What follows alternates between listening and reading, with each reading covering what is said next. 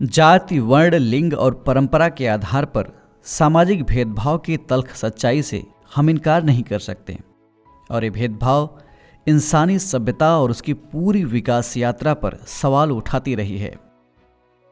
ये सवाल मानवीय अस्मिता के लिहाज से तो अहम है ही, इसके लिए होने वाले संघर्ष को जानने समझने के लिए भी जरूरी है। अलबत्ता इस असमानता के खिलाफ संघर्ष भी काफी पहले शुरू हो गया था और भारत में इस संघर्ष के एक बड़े नायक थे ज्योतिबा फूले। आज महात्मा ज्योतिबा फूले की पुण्यतिथि है। ज्ञान की डिजिटल दुनिया ध्येय रेडियो में स्वागत है आप सभी का। मैं केसरी पांडे नमस्कार करता हूं आपको। अपने आज के इस एपिसोड में हम महात्मा ज्योतिबा फूले के जीवन से जुड़े कुछ महत्वपूर्ण और अहम पहलुओं पर नजर डालेंगे। ज्योतिबा फूले अग्रणी पंक्ति के समाज सुधारकों के रूप में जाने जाते हैं, जिन्होंने अपना जीवन निम्न जाति, महिलाओं और दलितों के उत्थान के लिए समर्पित कर दिया। एक समाज सुधारक होने के साथ साथ ज्योतिबा फूले लेखक, दार्शनिक और संपादक के रूप में भी उतने ही ख्यातिलब्ध थे। इनका जन्म 11 अप्रैल 1827 को महाराष्ट्र के सातारा जिले में हुआ था। पिता का नाम गोविंदराव फूले और मां का नाम चिमड़ाबाई था। इनका विवाह सावित्रीबाई फूले के साथ हुआ। तात्कालिक समाज में सामाजिक भेदभाव अपने चरम पर था, इसीलिए ज्योतिबा ने दलितों के उत्थान और उन्हें सामाजिक बराबरी का दर्जा दिलाने के लिए काम करना शुरू किया। उन्होंने दलितों और महिलाओं के अंधविश्वासों के कारण उत्पन्न उनकी सामाजिक और आर्थिक विकलांगता को भी दूर करने की भरपूर कोशिश की।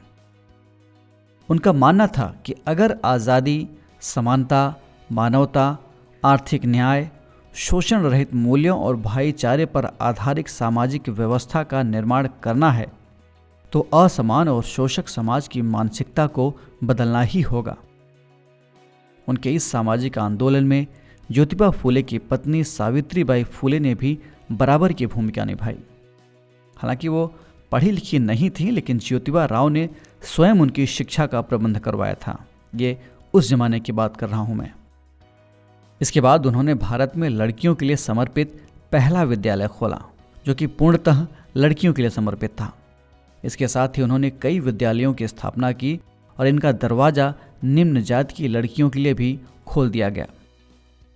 विधवाओं की नीच दशा को देखते हुए उन्होंने विधवाओं के लिए आश्रम का निर्माण करवाया और साथ ही विधवा पुनर्विवाह की व्यवस्था भी करवाई। कन्याओं की हत्या रोकने के लिए उन्होंने नवजात शिशु के लिए एक बाल आश्रम भी बनवाया। सामाजिक उत्थान की दिशा में काम करते हुए ज्योतिबा ने 24 सितंबर 1873 को अपने अनुयायियों के साथ सत्य शोधक समाज नामक एक संस्था की स्थापना की थी।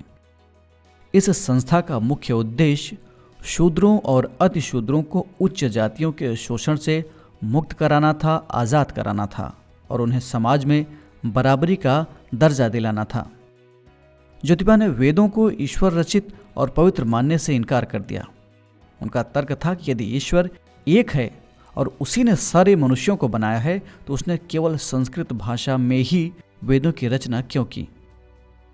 उन्होंने वेदों को ब्राह्मणों का स्वार्थ साधने वाली पुस्तक बता दिया। उन्होंने मूर्ति पूजा का विरोध किया और समाज में प्रचलित चतुर्ण वर्ण जाति व्यवस्था को मानने से पूरी तरह से इनकार कर दिया। महात्मा ज्योतिबा फूले न केवल सामाजिक विभाजन और स्त्री की दशा को सुधारने के लिए प्रयासरत थे, बल्कि उन्होंने कई पुस्तकें भी लिखीं। उनकी पुस्तकों में तृतीय रत्न, ब्राह्मणांचे कसाब, इशारा, पोवाड़ा छत्रपति शिवाजी भोसले यांचा, अस्पृश्यांची कैफियत, ये तमाम ऐसी किताबें हैं जो काफ़ी प्रमुख हैं। ज्योतिबा फूले की सबसे चर्चित पुस्तक गुलामगिरी है, जो 1873 में प्रकाशित हुई थी।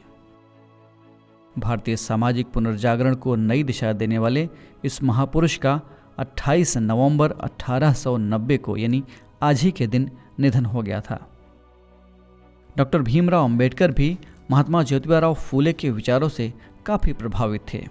एक तरह से उन्हें अपना गुरु मानते थे। खैर, इस एपिसोड में इतना ही। हम फिर मिलेंगे एक नए कार्यक्रम के साथ। तब तक के लिए पढ़ते रहिए और बढ़ते रहिए। नमस्कार।